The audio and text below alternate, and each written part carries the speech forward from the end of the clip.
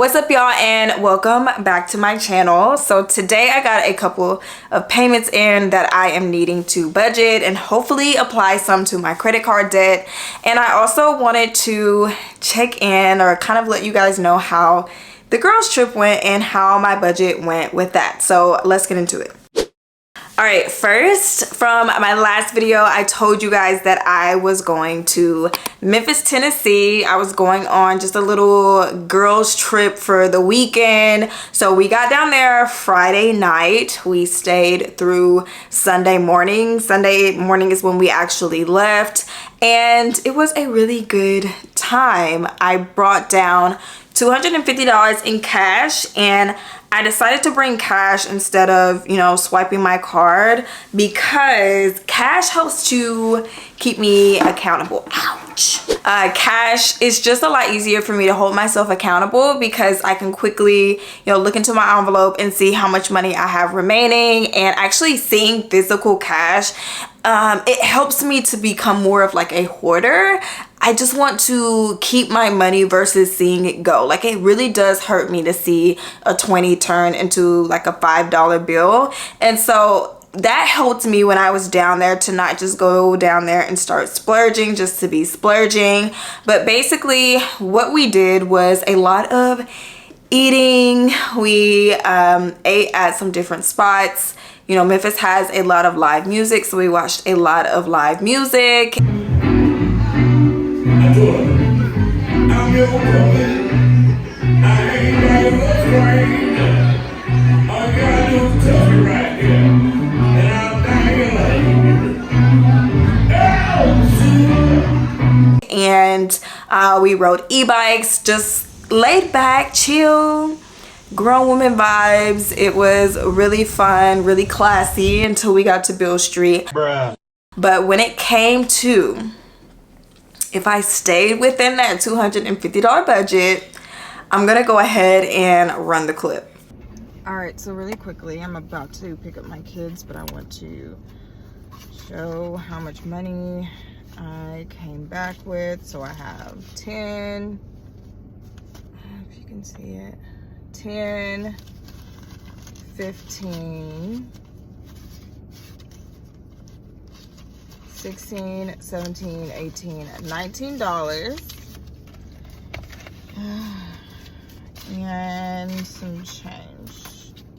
19, I have 3/4, 75, 85, 90, 94 cents. I'm tired. Goodbye. So as you can see, I came within budget. Now, I didn't come back with a lot of money, but for as much as we were eating, we had a lot of food, drinks, and doing some outside activities. I'm pretty darn proud of myself. I am super proud of myself. I feel accomplished that I went somewhere and did not come over budget. I did not have to swipe a credit card. And so I got back down and I was not trying to pull from different accounts to make up for my overspending. But now let's get into the extra income that I got in today. So I got 2 payments in today. It wasn't the payment that I was really looking for, but I'm grateful that I have these payments coming in. This is, in all transparency, side hustle income, so income separate from my 9 to 5. So today I got in $1,011.50, and I'm needing to break down how to budget this bad boy because a lot of things are coming up. Back to school shopping is coming up, which I will admit I did not do the best preparing for, just because I've just been a little overwhelmed with getting settled into the home and everything. So I know I'm needing to set money back for that. You guys know I have the credit cards I'm trying to pay off. And so yeah, let's see how much this can stretch over. So off the top, I have my Miss Toyota. I have to pay for Miss Toyota. That's $400 a month. And I am trying to always keep myself like at least 1 month ahead. So right now I'm about 2 months ahead on my payments. And so I am going to just pull out the next month's payments for this, or whichever month that I'm on, honestly.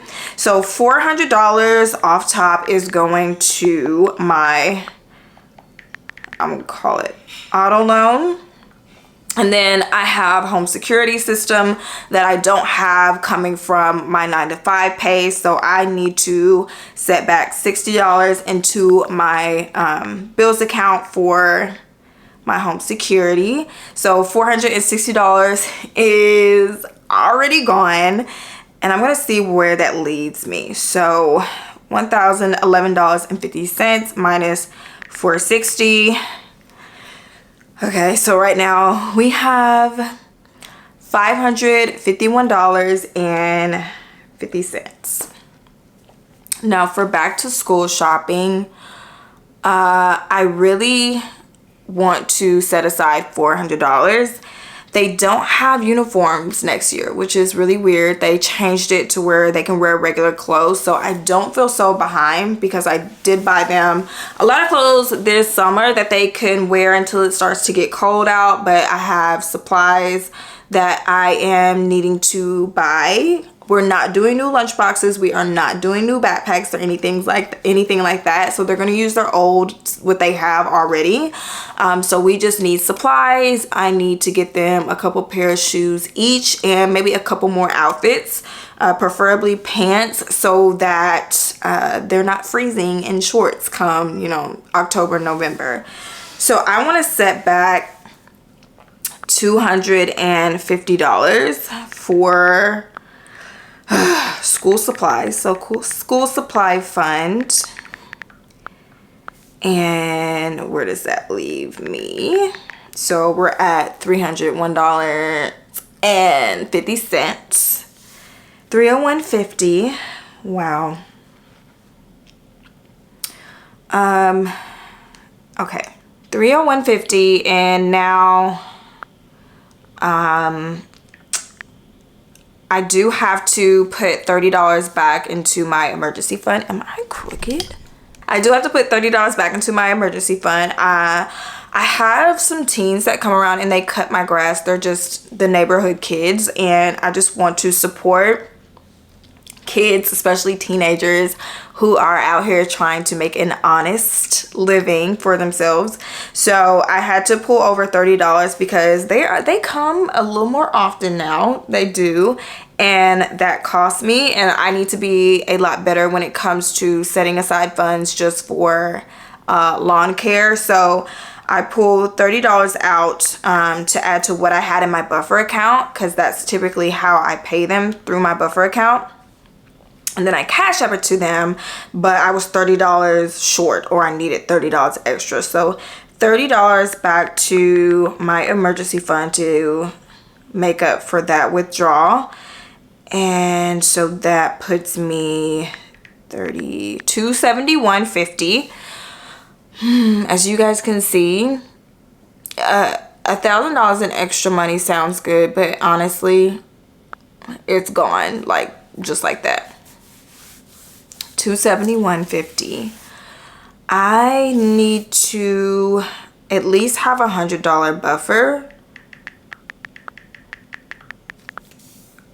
Yeah, so I need to have at least $100 that I leave or put in my buffer account. And I always say, like, a buffer is going to save your life, whether that's a buffer in your bank account or a specific account that holds your buffer funds.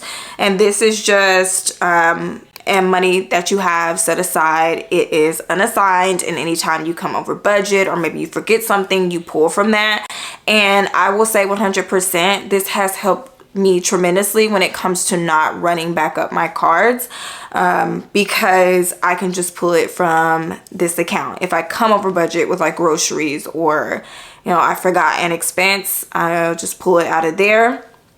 And with the auto loan and the ADT, I'm going to transfer this into my bills account. My bills account does have a built-in buffer, because if I come under budget when it comes to a bill, I do not take that money out and apply it elsewhere. I leave it there because I know eventually I'm going to need it again. And now that I have, my air is not working, I'm still trying to work with home warranty to get a new system approved. My electric bill has been $150 over what I budget for it, or what it typically would be. And so that 150, I'm not doing anything, you know, I'm not applying extra in the account. I'm just letting that buffer to kind of absorb the overage. I don't know if that's a word, but I just let the buffer absorb whatever is over my budgeted amount. And so that is how I am living right now. But I feel pretty good. The buffer account is at a good amount. So that is where these two are going, because I pay all of my bills from one account. So I also recommend like separating your discretionary spending or discretionary income from your expenses. That way you don't look in your account, see a specific amount and be like, oh, I have, you know, $200 that I can use, or $200 extra that I can use, and then your bill comes out or you try to pay a bill and you don't have enough to pay it. Like, trust me, I have done that before. And so I decided that I was just going to pull out all of my bills and put it in one account. Don't have a credit card or a debit card for this account. It kind of runs on its own because everything is on auto pay. And so I just kind of check in from time to time to see, you know, how things are going. All right, so if I have $100 buffer, that puts me at $171.50. I do want to make a $100 payment to my American Express card. So I will do that in a minute. So $100 to Amex, that would of course put me at $71.50. And so now, what to do with the $71.50? All right, I am going to apply $30 to Capital One. Why I'm just putting $30 in it, it is what it is.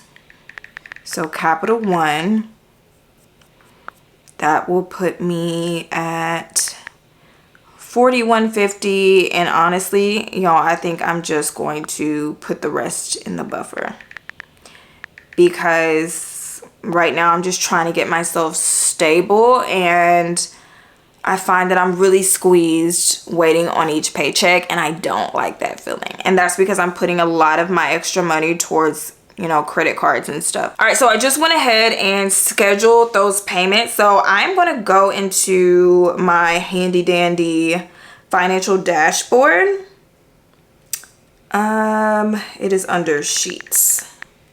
So if you guys purchase my financial dashboard that I sell, the link is in the description. You can use, if you have the Google Drive app, you can access it through there, and they will also have you download the Sheets app, and that way you'll be able to use it on your mobile device. So I'm gonna go into mine. I don't know why I have so many, but I think that this is it. Yes. So Amex, last time I made a payment was July 11th. Today is the 21st. So I am going to go in and document this. We're getting there, y'all. Slowly but surely. We are getting there. Okay, so $100. And that puts us at, okay, we are under $1,000 now. So we're under $1,000 now. We started at $1,307.76. Now we are at $969.14 when that payment posts. Now my statement balance was $0. So I know this doesn't include any interest, but I don't anticipate having any interest this go around because I did pay off my statement balance. So we are at $969.14 for this card. And then City is still doing its little thing. We're at $53.26 with the City. This has the 0 intro APR period, so I'm not accruing any interest. So this will be left last, but I did put $28 towards Capital One today. So let's put that in. Today is July 28th, July 21st. And so $1,818 for Capital One. So I'm feeling okay. I'm feeling pretty good when it comes to the credit cards. Once again, like I said in the previous video, I'm feeling really good now that I have made it past the girls trip and I did not come over budget. Now what I did with the money is I ate it. Yes, absolutely. I went and I got me a combo meal. And the next day I went and got a combo meal and I got me a coffee. So that cash is gone. It is what it is. It was supposed to be for a good time, not a long time. So it is gone.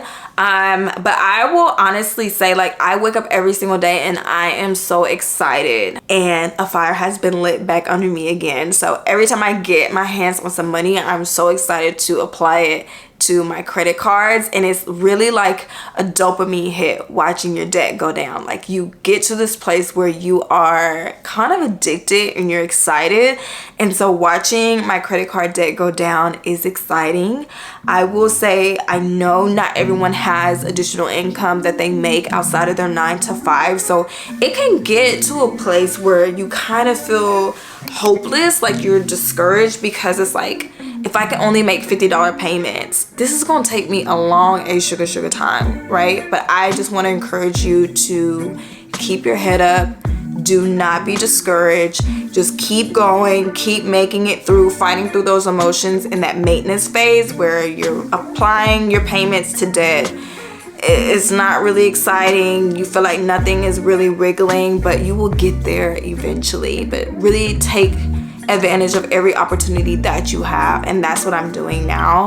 I'm taking my time now, but I'm really going to take advantage of every opportunity to save a little bit more so that I can apply more to my financial goals. And I'm just feeling like my old self, and I really appreciate all of you guys' support.